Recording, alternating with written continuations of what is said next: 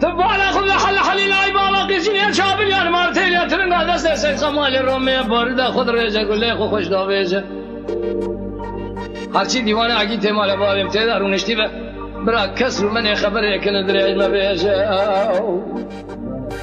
هرچی دیوانه اگی تمال بالم ته درونشتی به کس رو من خبر یکن درای ما بیجا